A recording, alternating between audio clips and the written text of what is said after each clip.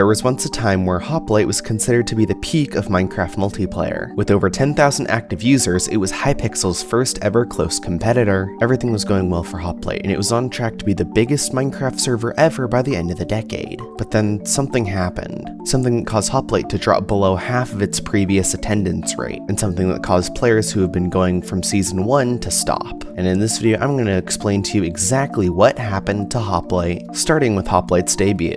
On October 1st, 2023, Hoplite opened up as a Minecraft server. It was inspired by a game mode on Hypixel called UHC, where basically a bunch of players spawn into the world and try and kill each other. SpeedSilver, who's a YouTuber with over 2 million subscribers, decided to start Hoplite because of all the hackers going on in actual UHC. Since SpeedSilver had lots of subscribers and UHC as a whole was a very popular concept, Hoplite was destined to do well from the very beginning. And oh boy, it did. Tens of thousands of players joined within the first week and hundreds of thousands within the first month. On the official Hoplite YouTube channel, a live show was posted showing all the cool things you could do on the server, and slowly but surely, both SpeedSilver and Hoplite's following grew. But after the smashing success of Hoplite's first season, a Season 2 was inevitable, and it added lots of legendary weapons and features that made the community very, very happy. One of the main reasons for Hoplite's success on YouTube was because of all the passionate players who loved playing Hoplite and made videos about it. Creators like Judelo, Flotivs, Shadow, and Zova made lots and lots of content on the server. Although even though most of the community loved Hoplite, it wasn't without its controversies. For example, VIP rank was way over-advertised on the server, with ads popping up in the chat all the time, and the cosmetics and rewards window shoving the rewards of the VIP right in your face while you have to stay with the regular rewards. And while being upset about marketing a product does seem a little bit ridiculous, the next controversy was a bit more serious. Hoplite decided to change the server so that legendary weapons could only be crafted once per game. For example, if someone crafts a Midas sword in the game, then no other player in that game can craft the Midas sword even if they have the items. This made it difficult for players new and old to get a legendary weapon even if they tried really hard game after game after game. But most of the players on the server were fine with this change, so they kept on going. By now, Hoplite's sudden burst of popularity had diminished a little bit and was now only getting a few thousand players a day. And while that was a bit low for Hoplite at the time, it was way more than most Minecraft servers. But something that got a bunch of Hoplite players pretty upset is when they changed the update format. You see, every few months, Hoplite did a big update called a season. Hoplite was on Season 6, and everyone was super excited for the big reveal of Season 7. But unfortunately, Hoplite decided to do exactly what Minecraft updates were doing at the time and switch to smaller updates. And while this put less work on the Hoplite development team, which is a good thing, it wasn't really a good thing for the popularity of Hoplite, mainly because there wasn't a big spectacle on YouTube over what they were going to do with the server next. And by the way, if you want more educational and entertaining Minecraft content, consider subscribing to the channel. Anyway, another flaw in Hoplite's update system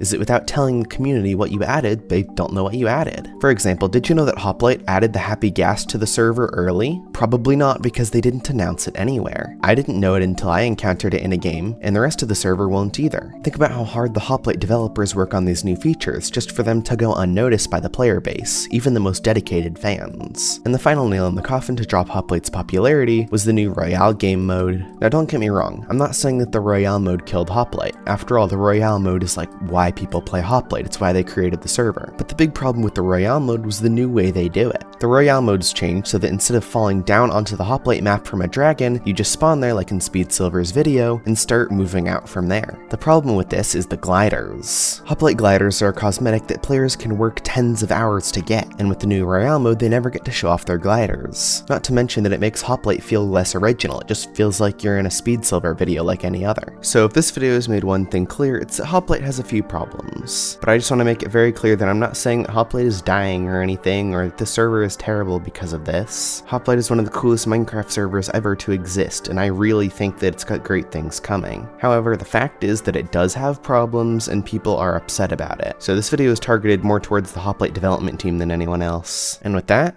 I hope you enjoyed, and goodbye.